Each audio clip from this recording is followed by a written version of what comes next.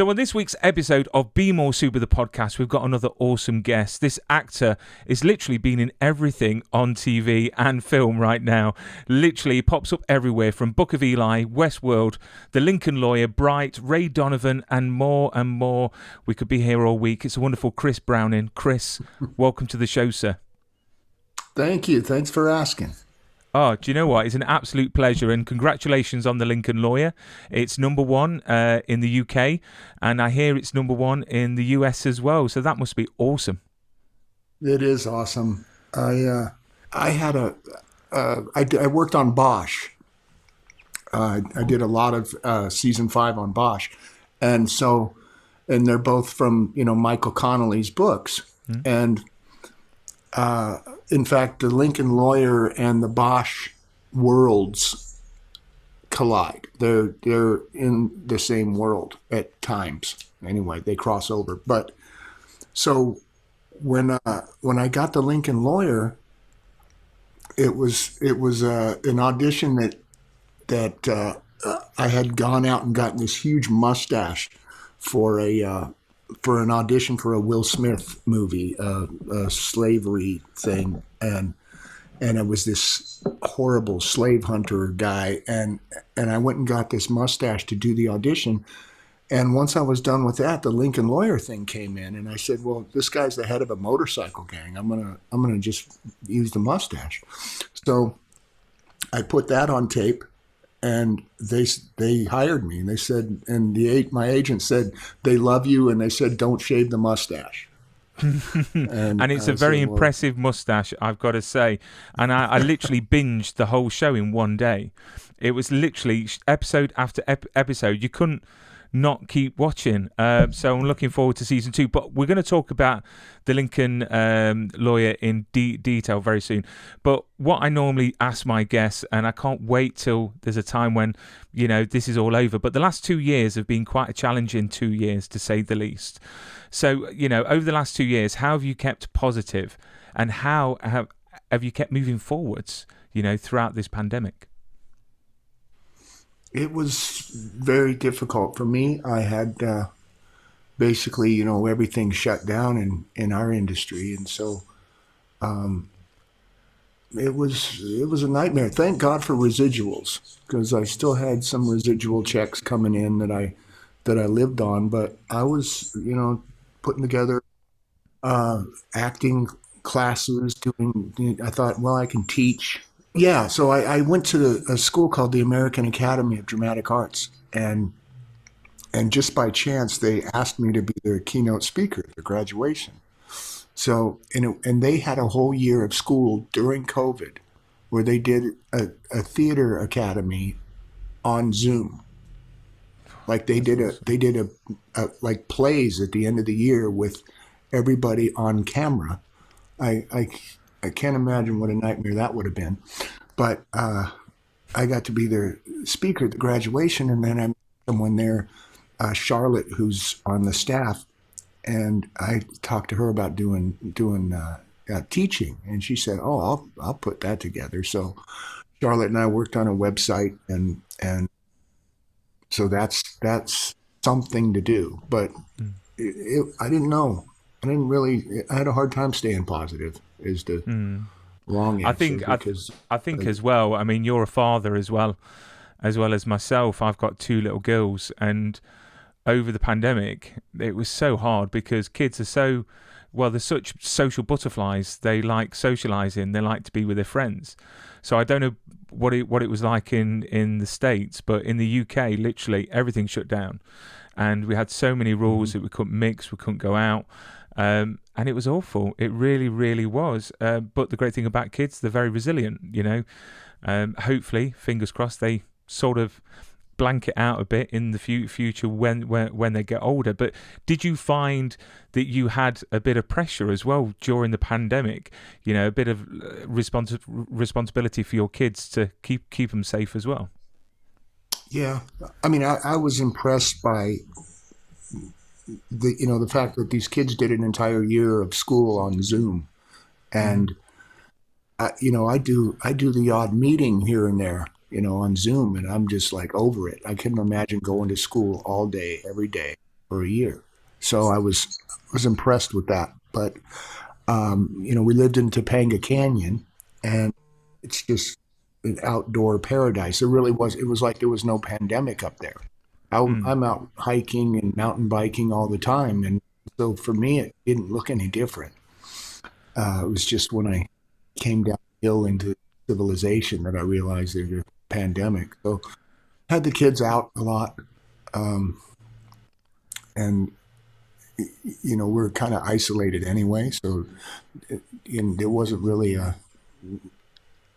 I don't know. I think we had it worse than, I mean, better than other kids that are Mm. stuck like in New York. Mm. I can't imagine how terrible that must have been, where you can't even go anywhere. Well, I've got a friend that's actually a police officer in New York, and he was saying it was terrible because they got it quite bad, and Mm. fingers crossed with vaccinations and with it. I mean, I don't know if it's still that bad in the US, but in the UK, it's sort of tapering off, which is quite nice, and hopefully we can get back to normality. I hate the word new normal. I want to go back to how it was before. So, Yeah, yeah. just a So plain old normal. yeah, plain or not normal. So, you sir, your profession, I've got to say, is probably one of those professions that they've got the most ups and downs. Why on earth did you decide to enter the world of acting? Because it's got to be a tough job. It is a tough job.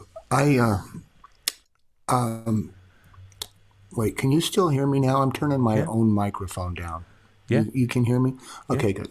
Uh, I I was an incredibly shy kid, and young adult. Um, if you've read anything about me, I'm a recovering drug addict, alcoholic, and I had to drink just to have the courage, to go into a bar, and and so I would have never have thought of myself as becoming an actor. I actually came to LA to write screenplays. I was always into writing, and I only ended up at the American Academy of Dramatic Arts because I knew so little about this world that I didn't even understand that they weren't going to teach me how to write screenplays at a theater school.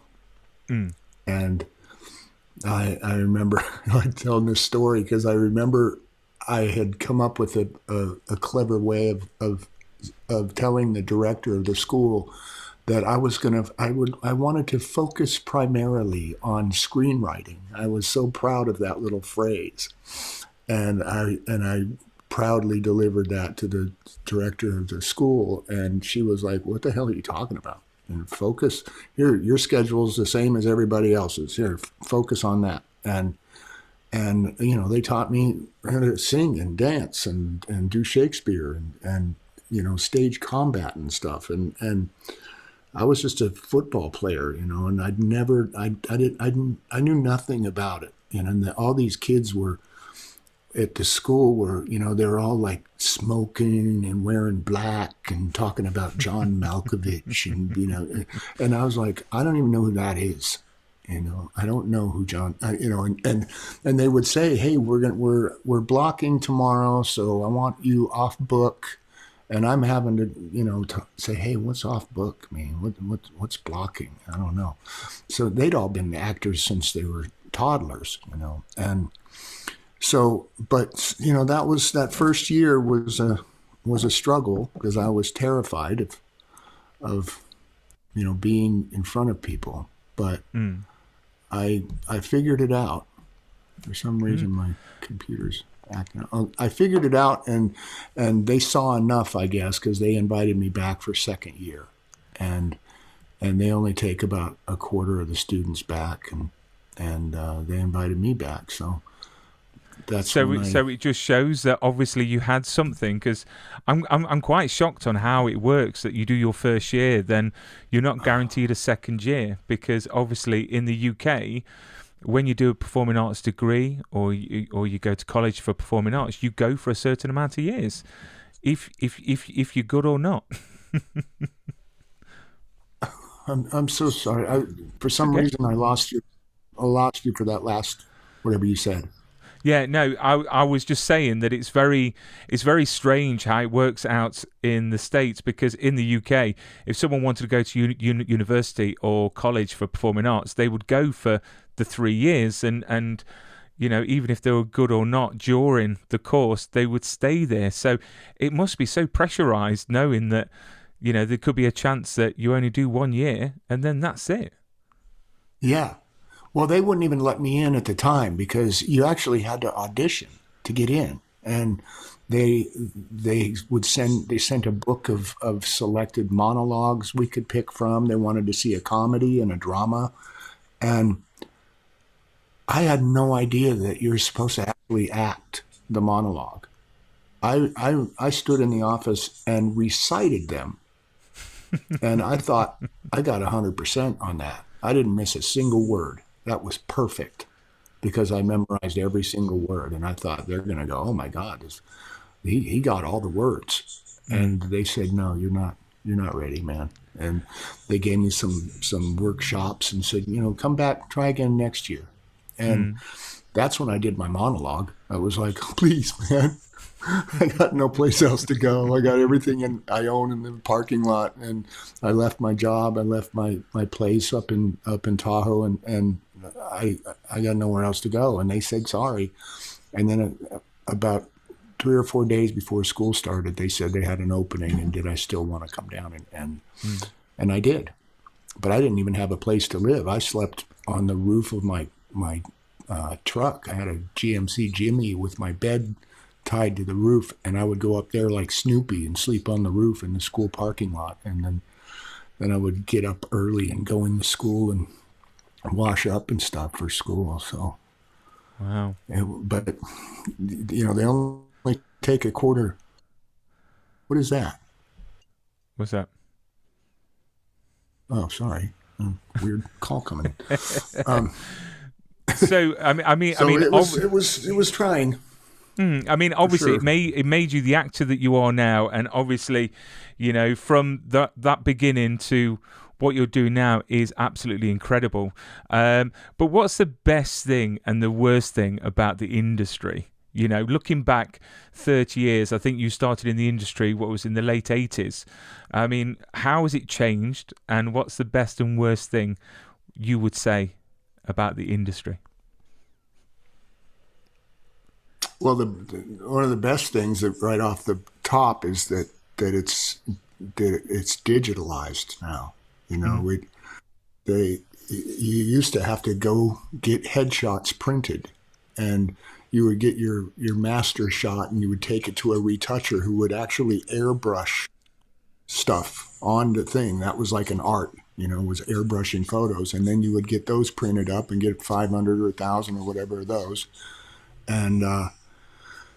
and I had to do before I had an agent, I was mailing stuff in, get the big envelopes and dummy up a resume full of pretend credits and get the drama log, which was a paper for the industry. And you'd find out who's doing a play or an independent movie or whatever, and just try to get jobs and try to get agents. And so that was a lot of, now it's nice. Everything, I have my life on my phone. And I can give anybody a reel.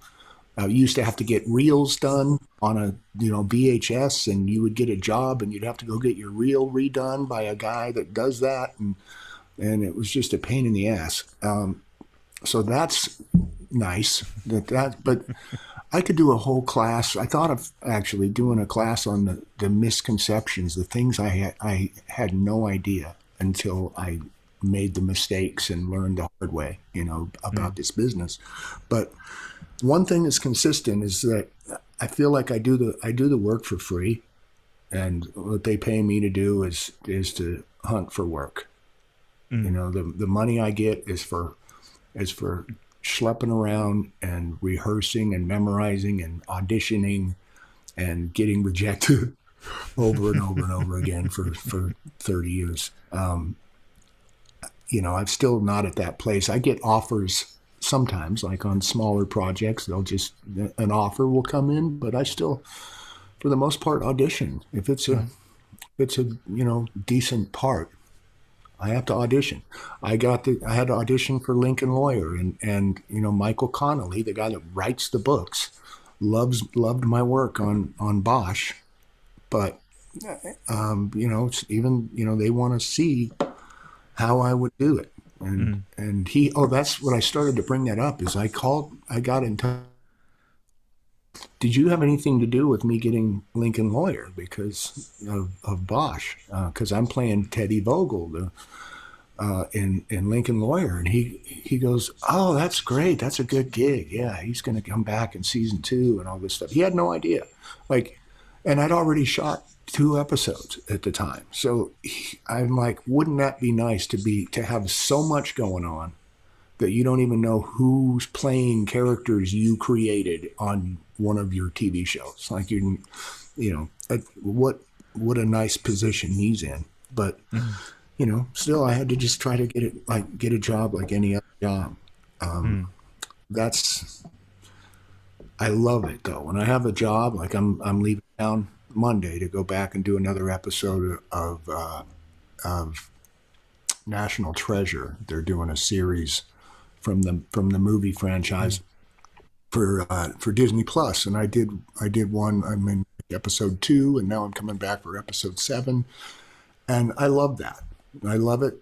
Car comes, picks me up, takes me to the airport. I can fly first class and stay in a nice place and get to do what I love to do, and maybe do some sightseeing or whatever, and then come back. That I do for free. I mean, obviously I do it for free. People pay to do that, so.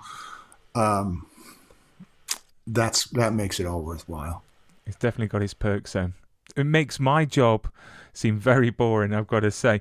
But you talked about your resume earlier on, and I've got to say, how much of that resume, when it comes down to your skills, did you fudge? Did you lie about? Do you know, like when you hear like, oh, I can horse ride, I can ride a motorbike, I can do this and that.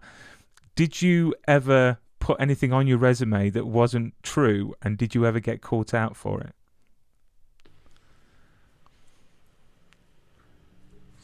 I fudged some stuff. Lucky for me, I'm like a jack of all trades, but master of none. I can do a lot of stuff. Like I can, as far as like special skills, I can. The things you list on your resume, I can, if it's fencing, I've done fencing. I can ride a horse. I used to race dirt bikes, football, baseball, any swimming, water skiing, snow skiing. I've done a lot of that stuff. And, so I can, I didn't have to really lie about that. Those are the kind of the basic ones that everybody puts down. I put that I was fluent in Russian, which I'm not. I can speak Russian. I did a miniseries 25 years ago, and I was there for a year, and I came back speaking Russian, and I can get on a phone with someone who only speaks Russian, and we can figure it out. Like I can speak enough to be conversational, but by no means can I play a Russian. I can do Russian accent. I've played a Russian in film before, but I'm definitely not the guy that can fool you into thinking he's Russian. So well, I'm only saying that because I did a TV show when I was younger, and on my resume I put on there that I could ride motorbikes, and I got the part, and I had to vandalize a car, get onto a motocross bike, and ride off. When I got the part, literally, I was searching for anyone that had a motorbike to try and teach me how to ride it, because I think I was 18 at the time, never been near a motorbike before. So embarrassing. I managed to pull it off though, which was good. You mentioned you did pull it off. You learned enough to fake it. I did. You know what? Yeah. I was doing a movie called Line Watch with Cuba Gooding Jr. in New Mexico, and I was in New Mexico when they got their film tax credit and all the production started coming. I lived in Taos, New Mexico, so I was hiring on there as a local hire and getting everything that came through. And I was on this movie, and and just like everybody, when the tax credit came, everybody became an actor overnight, right? So they all got their headshots and they all made up their bullshit resumes and trying to get hired on as a local hire for some of the smaller roles that come, in the town, because productions would rather hire locally. It's cheaper. So we get first crack at a lot of stuff. And anyway, the stuntmen do the same thing. They're like, they wanted, because we need stuntmen. And these guys, a bunch of old cowboys or young cowboys, and they're bull riders and stuff. And they're like, I'm a stuntman. Can you do this? Can you do that? Oh, I can do all that stuff. Yeah, whatever. And this kid who was a bull rider said he could ride dirt bikes, same kind of thing. He's supposed to ride up, see the bad guy, spin around, and take off on this dirt bike. And my stuntman buddy was there with him, and my buddy Derek Pritchard, he was working on the movie, and Con Shell, and they put this kid on the dirt bike, and you could see he was trembling. And this is a guy who rides 2,000-pound bulls. He was terrified, and he didn't want to admit that he didn't know how to do it. And we're like, why don't we take you for a little spin? You can go over here, and we're trying to get you out of this problem that's going to happen when they say, okay, roll camera. Oh, no, I got it. They said action. This kid popped a wheel, flipped over on his back, and the bike kind of just took off on its own into the bushes. And in the movie, you'll see his character run on foot up to the hill, see the bad guys, and turn and run away on foot. Like they just said, forget it. Bless him. Do you know what? It's quite hard though, because when they pulled out the bikes for us, because it was me and my mate that was riding them, literally I had to walk around the bike a couple of times to figure stuff out, because it wasn't the bike that I was like practicing on. But anyway, right. So you mentioned earlier on that obviously, you're recovering addict, which I congratulate you for, because, I've got family, unfortunately, that has gone down that route as well. And I've witnessed from a young age what that effect it can have to quite drastic, situations. And you made a comment saying that you're the only actor in the room that used to live in the bushes next to the 405 freeway, and it must be such sort of a redemption story. So being in that position to now, I mean, do you regret the time when you was misusing drugs, or do you see it as a way now to see the world in a different light, as it made you sort of appreciate things a bit more? Well, it's there's good and bad with it. If I had it to do over again, I would have, maybe gotten sober at 30 instead of 40.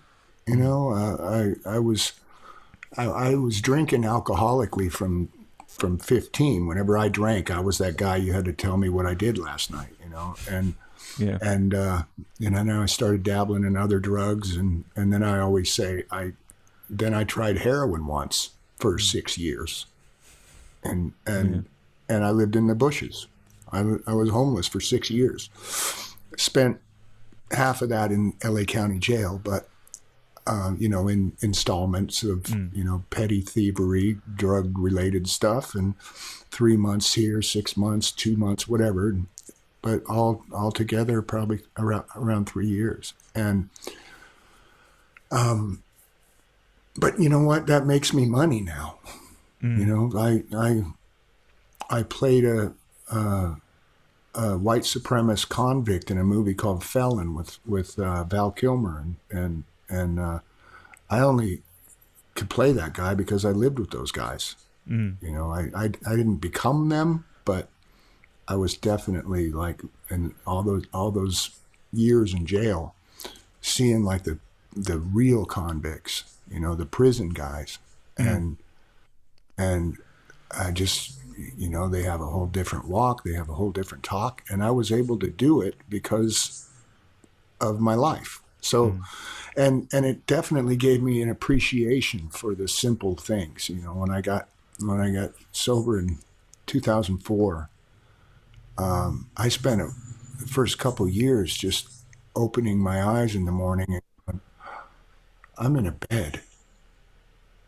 I'm not getting rained on in the bushes next to it. I'm in a bed with clean sheets, and I'm not sick. I don't have to get up and start hustling to get well, to get drugs, to get right. And I still appreciate that stuff today. And my girlfriend Natasha and I, we just went on a week-long backpacking trip, and for 5 nights we backpacked. We backpacked over mountain ranges, 30 miles, and camped every night. We were with a group, like 10 or 12 of us, and that was amazing. That was a lot different than being homeless, Mm-hmm. And then we ended up 30 miles away at this monastery called Taos. This is up in the Big Sur area. And we spent 2 days in a beautiful room, with hot springs and meditation. And if you'd have told me that trip would ever appeal to me, I would have been like, you're crazy. And, I've been homeless. I don't want to pay to be homeless. Yeah. But I mean, do you think it was the best experience? Do you think that things happen for a reason? Do you think that, yes, the journey that we're on, no matter how bad or good, it leads you to where you are now? I've always been a great believer in, no matter how much heartache and splits and relationship problems and everything like that, it gets you to where you are now, and things happen for a reason. Yeah. I mean, that's what I mean. I used to hear that all the time. You hear it in the recovery world. It's it took me my whole life to get right here. And good or bad, it's with me. Everything, all those experiences are with me to help me in my work, certainly. And I mean, they've made me, more. I know things about the world that people that haven't been there will never understand. And I've seen the worst people and some of the best people, and heard amazing stories of just shocking things where you take that stuff with you. There's a guy that I was friends with in jail. We used to mop together. That was, you have jobs. Sometimes you're a trustee and you get a job. And we were on this midnight mop crew where 6 of us would just mop floors all during the night. And this kid was like a college buddy, he was just a funny, clever guy and just really personable, and just like, man, if we were on the streets, we would be friends. He's a good dude. And then, one night he didn't come back from court, and we're watching on the news. I'm watching this guy watching the judge break him off 18 years because he screwed up, got loaded, and ran over somebody, downtown at 3 a.m, driving like 70 miles an hour, running a red light, and hit a homeless guy, and he got 18 years. And it was for one little screw up, so.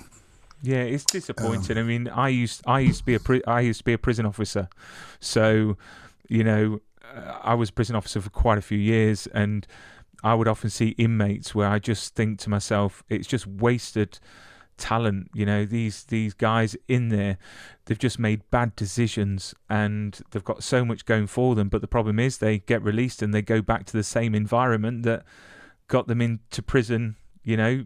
It's a pity that they can't get released and get put somewhere completely different, where they're not going to be judged, that they're going to start a new life. But it's not always the case. What was your connection? What's that? What was your connection to that? So I used to be a prison officer. Oh, no kidding. Yeah. Oh, so you know the stories I'm talking about. Yeah. So I mean, but I you know what? I really enjoyed it, because I didn't see them as prisoners. They're there to do their time, to serve out their sentence. But you got to give them respect. The people at the end of the day, and a lot of them did make silly mistakes that they're paying the price for. But it's nice that you've come out the other end very well.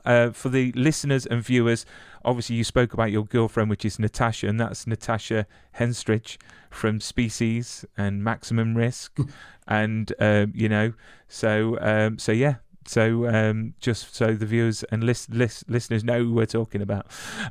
So the next question, fantastic actress, by the way. Whole 9 yards, she was in as well. I'm sure the viewers will know plenty more that she was in as well. She's amazing. She's amazing. She's actually getting ready to go next week up to Canada. She's got a series up there called Digstown, and they're starting season 4. And so she's going to be in Prince Edward Island for months. So bless you. I'm happy for her, but not looking forward to that. So. Yeah. But again, you can always Zoom. Your love of Zoom. So I've heard as well a rumor that there could be a book coming out. Are you working on a memoir, a book at all? Wow. Yeah, I am. That was one thing I got out of the pandemic, is I got 70,000 words into a book. Awesome. It's just a series of stories, really, about where my life took me. It's mostly going to be about the all the stuff that addiction took me to, because that's a big chunk of time, and a lot of really crazy stuff happened. So, yeah, I need to get back into that now that you mentioned that. I haven't worked on it for a few months. Thought I'd step back and think about stuff, but I'm gonna get back into that. I think that's why you just mentioned. Yeah, and books like that, I think everyone needs to read. Incredible stories, experiences, and I like stories like that. I like to hear life stories where someone's had struggles, because you can take many things out of stories like that. I mean, I had an actor called Jerry Kramer that was in Flight of the Navigator, and he also went down the route of drugs, alcohol, ended up robbing a bank, and now he's clean. He's getting over his addiction. He's now started working again and acting, but obviously everyone saw him as a child actor working alongside Tom Selleck in Flight of the Navigator, and he's turned everything around. And his stories like that, I just think, are so inspirational. They really, really are, like yours as well. So no, it's fantastic. So I'm looking forward to reading the book when it does come out. So I just wanted to quickly go over a few of your projects, if that's all right. Some of my favorites, which I'm sure everyone's going to agree with me. The first being Sons of Anarchy. This is one of the shows that is going to have a cult following for years to come, and obviously with the Mayans as well, and Kim Coates making an appearance in the Mayans, which has made the internet explode. You play Go-Go on the show. What was the experience like donning your cut and being part of Sam Crow? Well, my biggest regret about that show is that I didn't get there till season 5. So by then it felt like a boys club that I'm not in, It's like these guys had established a brotherhood, and I was just kind of a guy who was passing through. It was like, you're going to be here for season 5, but everybody knows how you leave this show, in a box. And, yeah. And so that was kind of the story there. It was one of my shows, I was so excited to be a part of it. It was definitely one of my shows, and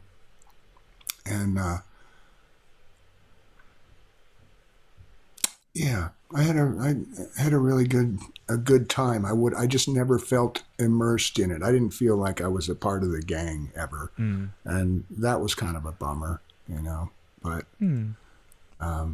I've got a picture on screen Yeah. now of Oh, yeah. of you sporting another marvelous Yeah. moustache. I think That was mine. was that yours? Oh, Yeah. do you know what? I'm like grey. So literally, if I grow a moustache now, it's all grey, and if I grow Yeah, it me too. too much, it's Santa Claus. Do you know what I mean? So These are my these are my backpacking whiskers. I stopped shaving about a week before we left, and 2 weeks before we left, and because I'm going to be in the mountains and stuff, and and talking they'll about shave me next week. And talking about moustaches, obviously the Lincoln Lawyer, which I think's an astonishing show, and obviously everyone knows the film. But the series, I think, has done such a great job. Great characters, great stories, and I've got a picture here again of you sporting.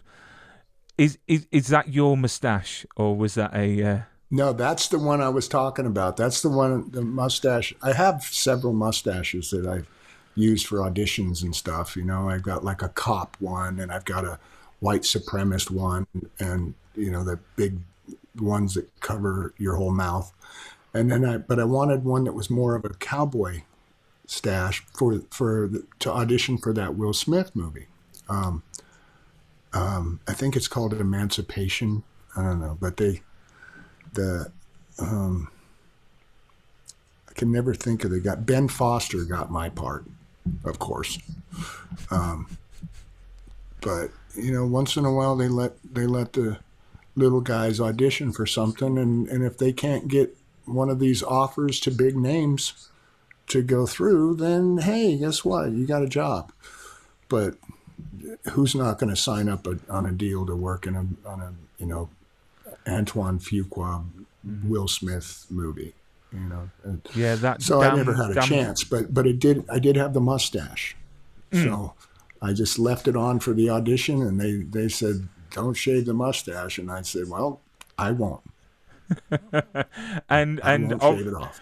And obviously, we were looking at. I was looking at pictures because I was going to try and see how many films you were in with mustaches and without. And it's quite difficult. Your moustache literally is, I would say, your trademark. I mean, I've got you here in Bright as well. That is more than just a moustache. That was an impressive film. What was that like to work on? Because I know Netflix do a great job producing these films, and I'm really disappointed of the news that we're not going to get a second Bright, because it was just awesome. No, the news was saying that unfortunately after the incident at the Oscars with Will Smith, they're not going forwards with working on Bright 2, which I'm really disappointed with. And people again make mistakes, but I think this is going to do harm. And I think he's an awesome actor. And but yeah, I mean, I don't know what I'm finding out about this, and I'm learning about this in real time. I didn't know about that. I'm hugely disappointed because I spoke with David Ayer, the director, and he told me that my character was probably going to be much bigger in the sequel because my character was really the window into what's going on. That he was Bright adjacent. He was, he knew what the circle, he was part of the circle of light. He was in that. So he said, we might have you back in a $3,000 suit, whatever, because you're not really that homeless guy.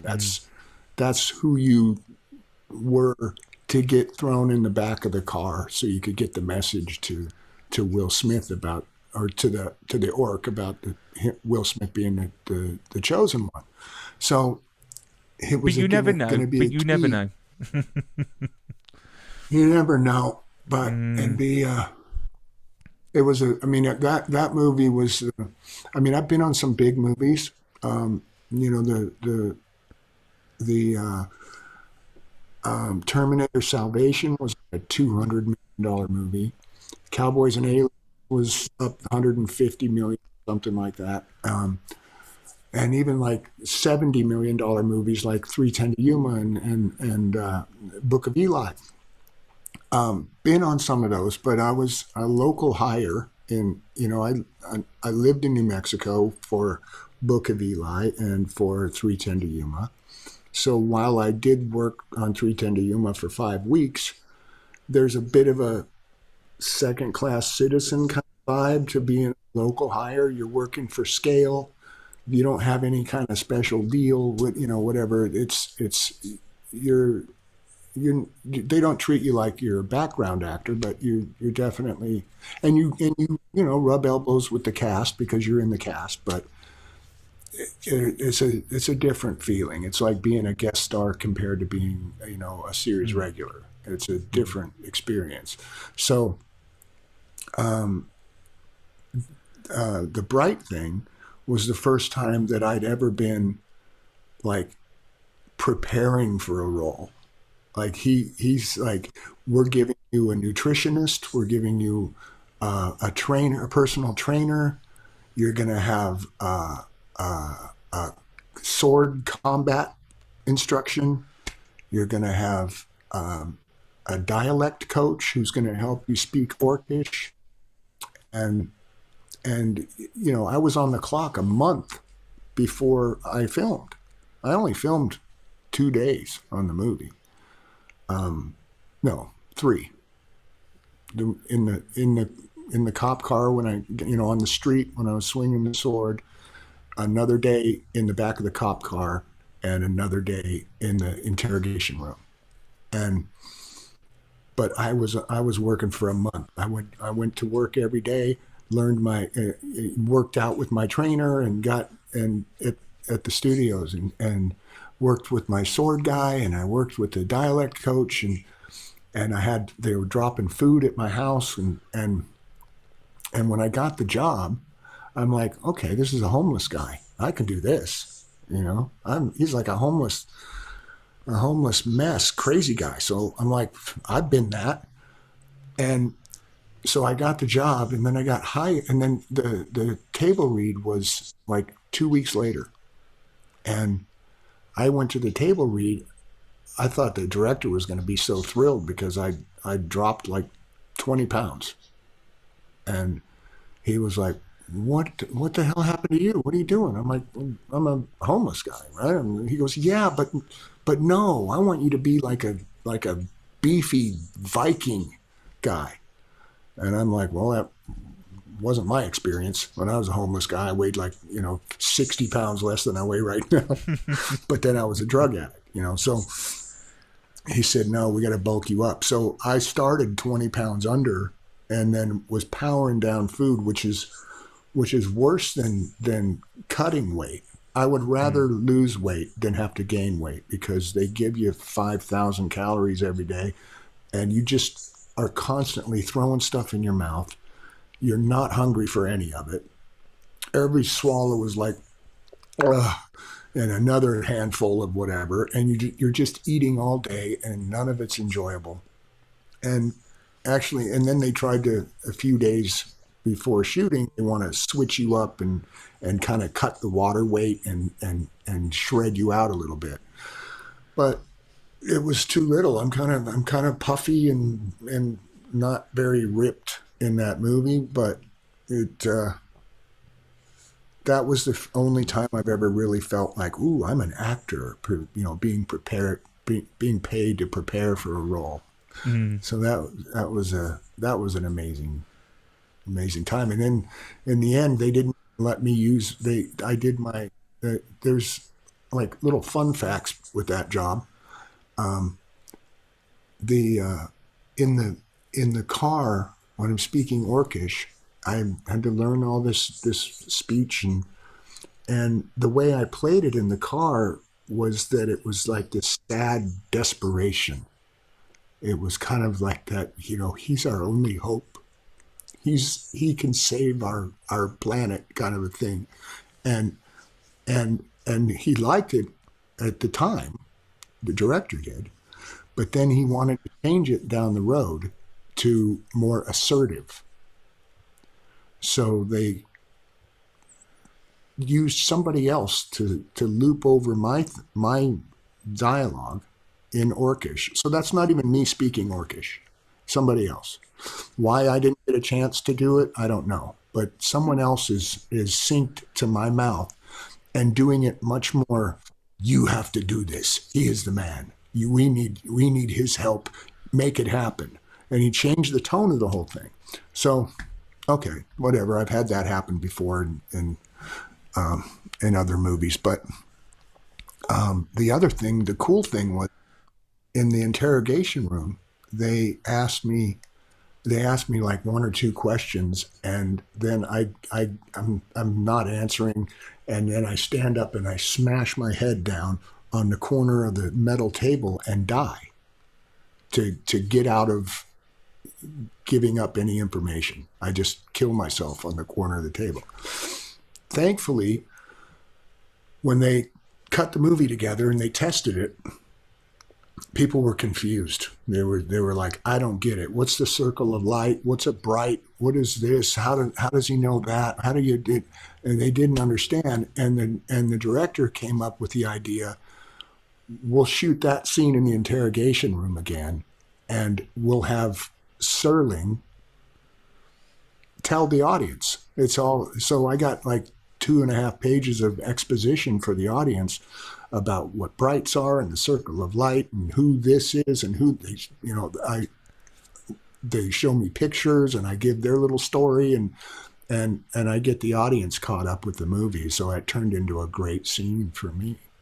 That is awesome. I mean, Hollywood, who knows? I mean, obviously, the news about Bright 2 was all over the internet, but Hollywood changes so fast and things change fast. So fingers crossed we do get another one. That's a bummer. That's a bummer. Yeah, it's not like I get canceling people, and there's people that I get why that exists, and like Natasha was big on that. Standing up, making a stand, not trying to get a book deal, just saying what was, and then walk away. I'm not doing a press tour. It's not going to, she didn't ever want to turn it into something for herself, which I admire. But she told the truth, and she's big on that, and I really admire that. But it was a knucklehead move, obviously, for Will, right? Yeah. Will's the nicest guy in the world. I talked to him a lot when we were in the police car, and people were coming up at stoplights, like we were downtown in a rough neighborhood, and street people would come up and go, "Hey, Will, how you doing, man? Guess what I had for lunch?" And they would tell some, name some kind of like country foods or something that they thought Will would identify with. And he was like, "Oh, wow, yeah, that sounds great." And we drove off, and I said, that's got to feel good, huh? I mean, having just going through life, brightening people's day, just because they see you. And he goes, "Yeah, and for not doing a damn thing."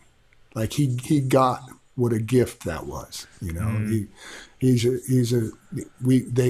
trained with martial artists. That was a thing that the director did. We got our Taekwondo belt. We belted whatever the first belt is after white belt.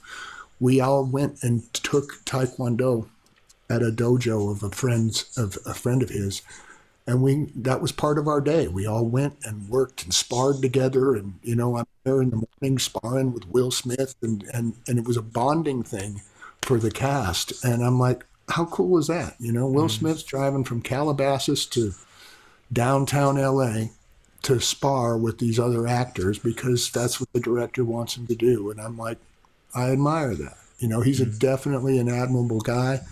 It was a knucklehead move, but I don't think the dude needs to be canceled, man. No, I mean, the thing is, people forget that actors are just people. And we all have our moments throughout our lives. Unfortunately, he had his moment at the Oscars. Do you know what I mean? You couldn't pick a more high-profile event. But hopefully, considering what it was, that's the thing. I mean, I get it. If there's something involving kids or abuse of a woman or whatever, this is not a cancelable offense in my opinion. I mean, it's stupid. Yeah. but fingers crossed, because I think he's a superb actor. And before we finish this wonderful interview, I saw on your Twitter, your bio on your Twitter, let me see what it says, the guy who died in the movie that you like. So I wanted to do a test with you. So I've got a list of some of the films and TV shows that you've died in. But I want you to tell me how you died in those, if you can remember. Okay? So 3:10 to Yuma. How did you die? Burned alive in a stagecoach. By Ben Foster.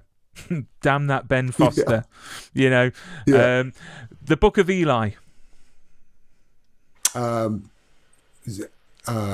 Mercy killed by Denzel with a blade.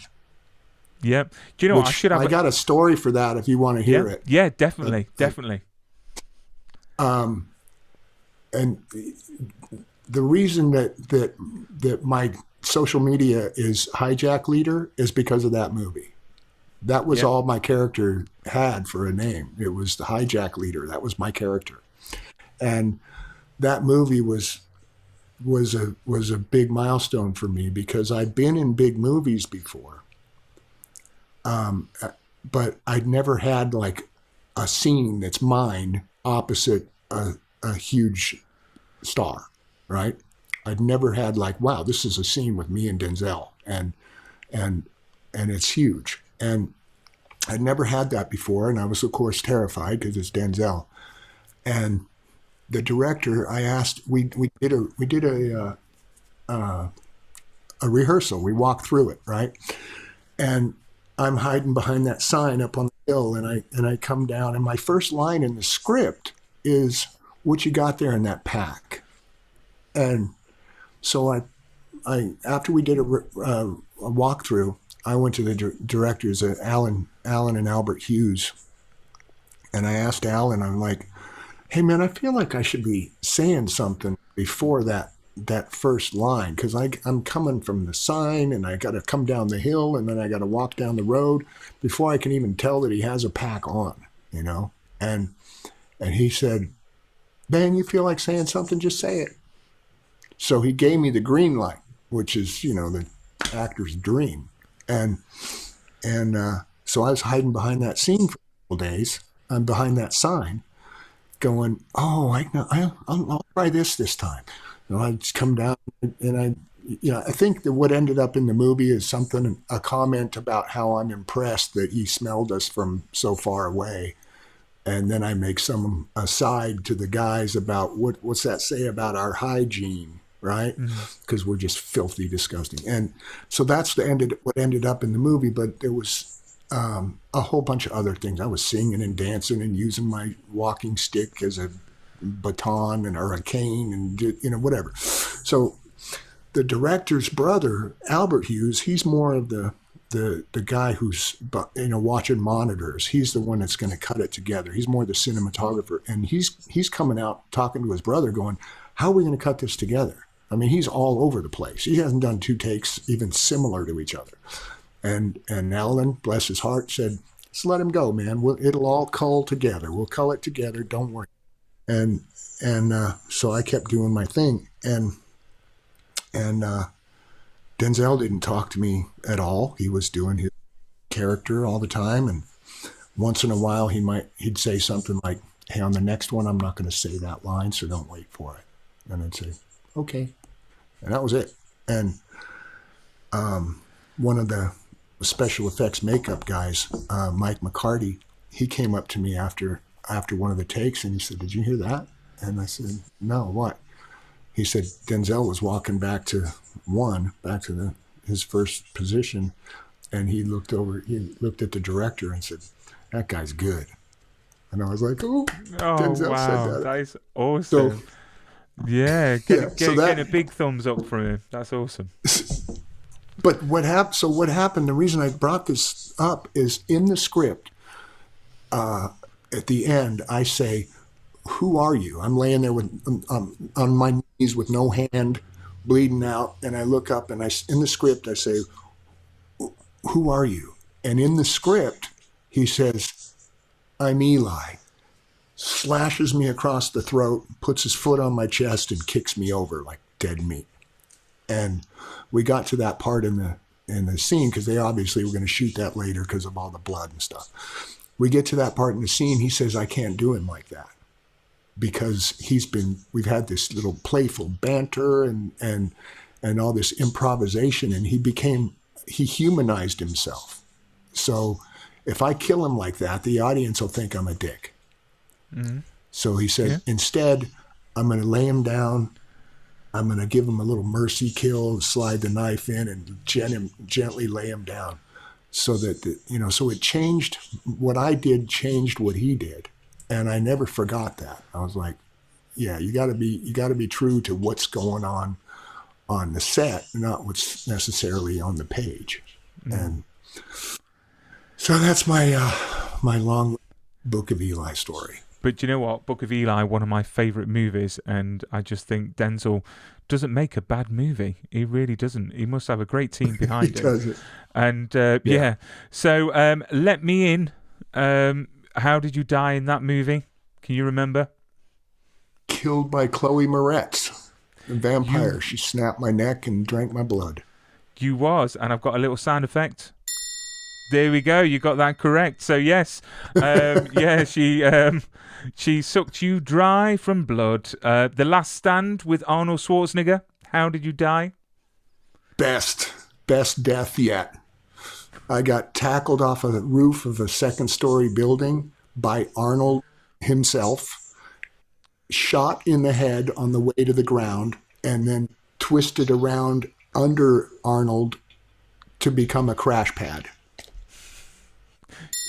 Yes, right. Do you know what? I've got to say, you make that comment on Twitter, but how cool must that be for an actor that, yeah, if you die in these shows, you die by the hands of some awesome people and you die in some awesome ways, which is great. I've got here the last Rampage. I don't actually die. Well, it says here you were executed by lethal injection off screen. Oh, well, right? Yeah, that character was a real person, but in the movie, the movie ends with us being arrested. Yeah, I think it explains in the end credits. I think that you died. I think of does it? Injection. Yeah. Obviously, Sons of Anarchy, Toad's Wild Ride. I think the episode is shotgun blast to the chest from Ron Perlman.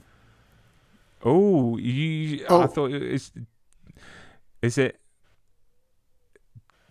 It could. I've got here Dayton. Is that right or wrong? Dayton. Jason? Dayton. Callie. Oh, you know the old sheriff, yeah.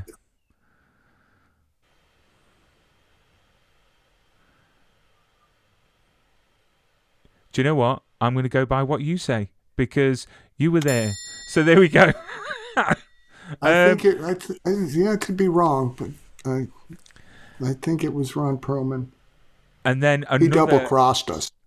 Oh, Ron Perlman, though, he double-crossed everyone in the show. Do you know what I mean? Yeah. You couldn't trust the man. Ray Donovan, which I think is, again, an awesome show. Again, how did you die in Ray Donovan? One of my favorites as well, because I was working with the amazing John Voight. He dosed me with some pills and helped me drown in a pool after tipping me in there. Yes. See, another great actor that you die by the hands of. So we'll leave them there. We've got quite a lot, but you know what? We could be here all day talking about your awesome deaths and your awesome career. I mean, obviously, you mentioned that you're starring in National Treasure, which I'm looking forward to because the films are awesome. They really, really are. Can you say anything about the show, in the way that what you think it's going to be like? Do you think it's going to live up to the films, or do you think it's going to be slightly different to the films? I don't know anything about it. I'm just the one of the sets is a kind of a honky tonk, club with live music kind of thing, and I'm the manager of that club. So I'm only set, I think, for two episodes this season. Um, the cast are really, really amazing people. They're super talented. They're young. I mean, I'm Mm. like, oh my God, I'm getting old. These are, it, it, it's like, oh yeah, I guess you guys qualify as adults, but you look like you guys should be having a sleepover or something, and you're actually adults in the world doing jobs and solving stuff, you know. Mm. But to me, they look like children. Mm. And also, I wanted to quickly ask the outlaw Johnny Black. The Yeah, internet is going wild on it, and it looks awesome. I can't find anywhere that I can see it. I mean, do you know it's where we not can? out. There we go. Do you know what? It was racking my brains because was it at the? It was at a festival. It was shown at a festival because it was delayed, wasn't it, because of the pandemic? If I'm right in saying. Yeah.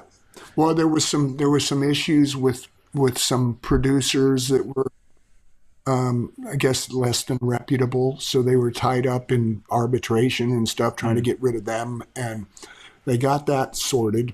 Um, and Mike just had me over to his house a couple of weeks ago for a screening, and that was a blessing. I mean, that was happening during COVID. I was like, had no idea what I'm going to do, and I got a call from Michael Jai White, who get this, he did a cameo in a low budget movie I did called The Philly Kid, and we were shooting in Baton Rouge, and Michael Jai White was in town with, like doing like Universal Soldier 12 or something, right? And Yeah. and so he's in town for that, and the producers got him to come over and play for a day with us. So I had a scene, 3 or 4 words with him, and it was a cage fighting movie, and we had a little conversation. We hit it off. So we exchanged numbers and stuff, and that was the end of it. And that was like 10 years ago. And 5 years ago, or 4 years ago, I ran into him at a premiere of a prison movie I did called Shot Caller, and he and his wife Gillian were at the premiere, and it was like, Mike, how you doing? Hell yeah. Again, good to see you. We left. That was it. And then out of the blue, 3 years later, he texts me and says, would you be interested in playing the villain in my comedy western, Outlaw Johnny Black? I was like, I don't even need to read the script, man. I'm in. And it really looks good. It's Mm. really it's funny. Michael Jai is like really talented. People think he just can beat people up, but he's a really good actor, and he's got comedy chops for days. Like, he cracks me up. Sometimes there's a sequence in the movie that, I don't want to give it away, but he's just demonstrating quicker hands than some dumb cowpoke who's trying to, that he's just getting the best of. And he has like 25 different ways of showing this guy that he's faster than him. It makes me pee myself every time I watch it. It's so funny. And he does the whole thing with like this sleepy, bored look, like, I don't even want to wake up fully to dominate you. Brilliant. But the movie's really good. The performances are good. The writing, I, it was amazing. And we got cameos from people like Jim Brown, and I got Lou Gossett to do some audio work for us, and it's just, I can't wait for that movie. That movie might actually put me on the map. And when's it coming out? Do we know? I do not. Um, I don't know. I don't know what the latest is. Michael Jai has a studio deal going. He's Mm. from Bridgeport, Connecticut, and they want to do a local boy makes good kind of studio project in Bridgeport, because Bridgeport's like Detroit. It's got all this Mm. space that's not being used. So they want to bring money to the state. They want to bring money to the city. He's got the government, the governor and the mayor and all these people, and they're in construction, they're transforming all this office and warehouse space, and it's going to be called, it's Gigantic Studios, JAI, Gigantic Nice. Studios, Yeah. and two of my scripts are on their slate. So Awesome. I've got an indie script about a small town deputy and this unlikely friendship with an eccentric older biker character, and this deputy Bobby Stone forms this friendship with this guy called Wild Bill, and he and it's really a story about this friendship. So in the end, Wild Bill kind of ends up showing Stone what's important in life. You know, the last guy you would expect. So it's called Heart of Stone. I wrote the script like 12, 13 years ago to play Bobby Stone, the deputy. I've had that script for so long, I'm going to play the old biker now. Well, And that's what you're going to say. going to play the deputy. So Mike's going to be Bobby Stone. I'll see if Natasha will play his fiance.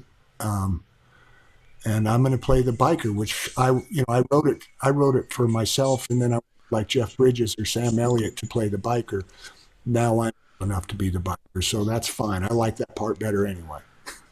And then So do you know what? Yep.